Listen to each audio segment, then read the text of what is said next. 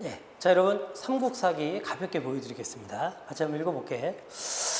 봄 정월에 왕태자 해명이 옛 도움에 남아 있었는데, 자, 삼국사기 권 제13 고구려 본기 제1 유리왕 황조가로 유명했던 이 사람 이야기인데요. 지금 이 단원의 제목이 아비 노릇 자식 노릇인 거 여러분 읽으셨죠? 그러니까 아빠 노릇을 제대로 했는지 자식 노릇을 제대로 했는지 따지는 부분인데요.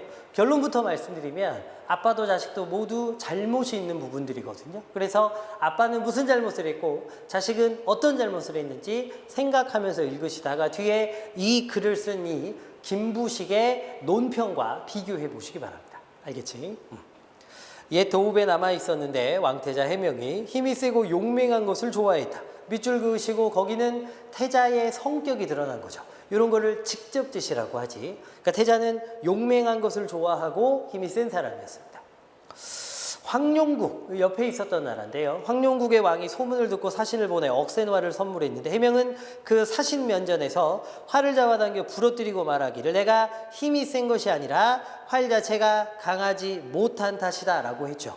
근데 여러분 이쪽에서는 선물을 줬는데 선물을 부러뜨리고 그 다음에 니네 활이 별로야 라고까지 이야기하니까 다른 나라를 무시한 거고 예의에 어긋났다고 볼 수 있죠. 자, 여기는 직접 제시가 아니라 에피소드를 통해 보여줬으니까 간접 제시가 쓰인 부분인데 여기서는 거만하고 당당한 모습을 확인하고 있습니다. 거만하고 당당한 모습. 이유는 한 가지겠죠. 뭐 하려고? 기를 죽이려고. 옆국 황룡국에 기를 죽이려고 그렇게 한 거죠. 황룡왕이 부끄럽게 여겼다. 왕이 이를 듣고 노예 황룡왕에게 이르기를 해명이 자식이 돼가지고 불효했으니 청컨대 나를 위해 그를 죽여주십시오 라고 했다. 이웃나라 임금한테 고구려 임금이 좀 민망한 거죠. 그래서 이렇게까지 얘기한 겁니다. 3월에 황룡왕이 사신을 보내 태자와 만나보기를 요청했고 태자가 가려고 하니까 어떤 이가 만류에 말하기를 지금 이웃나라에서 까닭없이 만나자고 하니 그 의도를 헤아릴 수 없습니다 그랬죠. 구체적인 것은 태자를 해치려고 부르는 게 아니냐 바로 이거죠. 여기에 대해서 태자가 말하기를 하늘이 나를 죽이려 하지 않는다면야 황룡왕이 나를 어쩌겠느냐. 역시 두려움 없고 당당한 모습을 보여주고 있습니다. 태자의 두려움 없고 당당한 모습 하고 마침내 황룡국으로 갔어요. 황룡왕이 처음에는 그를 죽이려고 했지만 그를 만나게 되자 감히 해치지 못하고 예후에 돌려보냈다. 아우라가 대단했나 보죠. 그래서 압도당해가지고 아무런 해도 끼치지 못했습니다. 28년 다음에네요. 봄 3월에 왕이 사람을 보내 해명에게 이르기를 내가 도읍으로 옮긴 것은 백성을 안주하게 하여 나라의 위협을 굳게 하고자 함인데 너는 나를 따르지 않고 굳센 힘만 믿고서 이웃 나라의 원한을 맺으니 자식된 도리가 어찌 이와 같은가. 아빠가 화가 난 거죠. 도읍까지 옮겼습니다. 뭐 하려고? 안정되게 나라를 정착시키려고. 근데 얘가 자꾸 옆 나라하고 시비거리를 만드니까 넌 도대체 왜 내 뜻을 몰라주냐 이런 거죠. 아빠가 화가 나가지고 곧 칼을 내려 자결하게 했어요. 대단하네요. 태자가 즉시 자살하려고 하자 어떤 이가 말리며 말하기를 대왕의 맏아들이 이미 죽었으므로 태자께서 바로 후계자가 된 것인데 이제 사신이 한번 왔다 하여 자살해버린다면 혹시 그것이 속임수가 아닌 줄 어찌하여 알 것입니까? 이렇게 말렸는데 태자가 말하기를 지난번에 황룡왕이 억센화를 보내왔을 때 나는 그가 우리나라를 업신여기는 것을 염려해 일부러 활을 잡아당겨 부러뜨려 대갚아 주었던 것인데 뜻밖에도 아버지 왕으로부터 책망을 당하게 됐고 지금 부왕께서는 내가 불효했다 하여 칼을 내리며 자살하라 하시니 아버지의 명령을 어찌 어길 수 있겠느냐. 아버지의 명령을 어찌 어기겠느냐. 밑줄 그으시고 그게 태자가 생각하는 뭐냐. 효죠. 효. 옳지 않은 명령이라도 따라야 한다고 생각한 겁니다. 효라고 했다.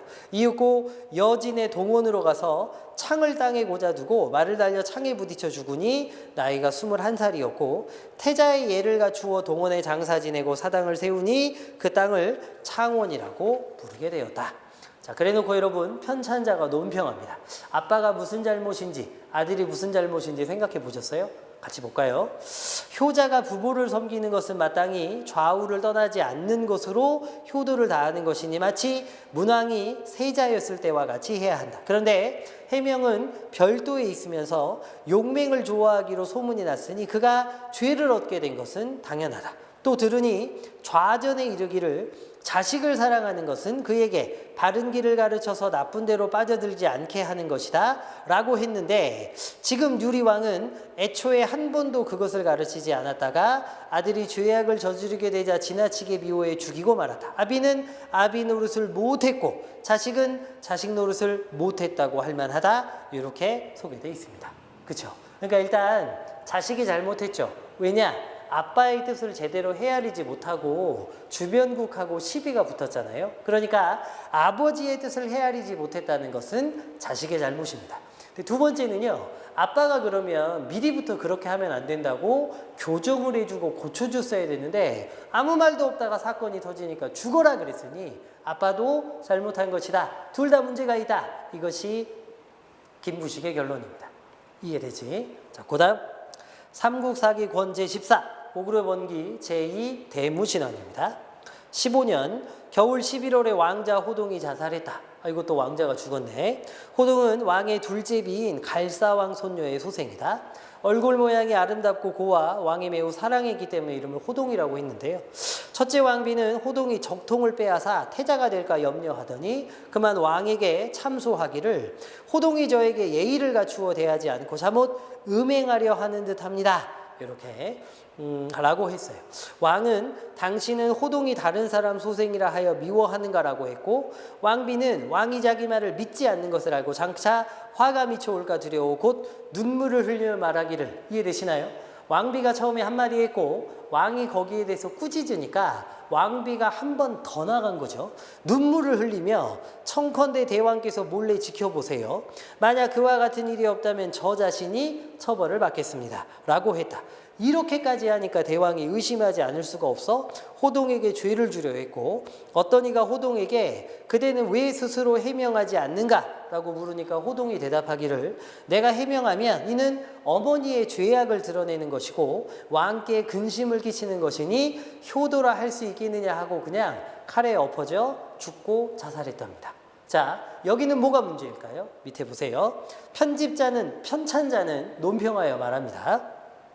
지금 왕이 참소하는 말을 듣고 믿고 사랑하는 아들을 무고하게 죽였으니 그 어질지 못함은 좋게 말할 것도 없지만 호동에게도 죄가 없는 것은 아니다. 일단 아빠는 제대로 확인도 않고 참소, 모함하는 말만 듣고 아들을 죽음에 이르게 했으니까 아빠의 잘못이 일단 있는 거죠.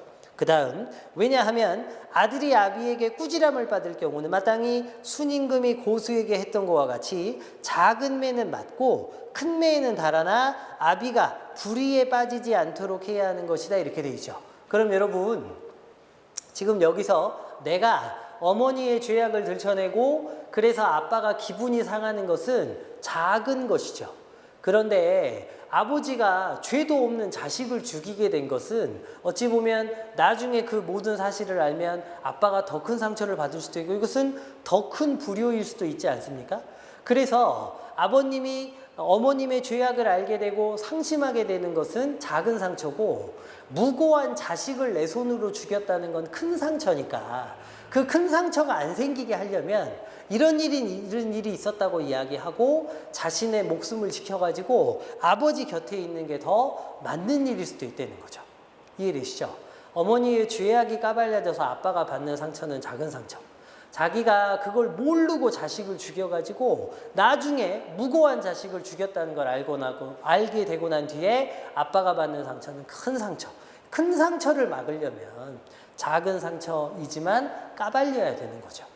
그 다음에 그런데 호동은 이렇게 할 줄을 모르고 죽을 일이 아닌 일에 죽었으니 이는 사소한 의리에 집착한 나머지 대의에 어두웠다고 하겠으며 그것은 공자 신생의 죽음에나 비유할 만하다. 그래서 여기 등장하는 건 다 아빠 노릇 자식 노릇 제대로 못하네요. 그래서 그런 부분들을 확인해 주시면 좋겠습니다. 이해하기 위주로 가주실 거 알겠죠? 끝. 수고하셨습니다.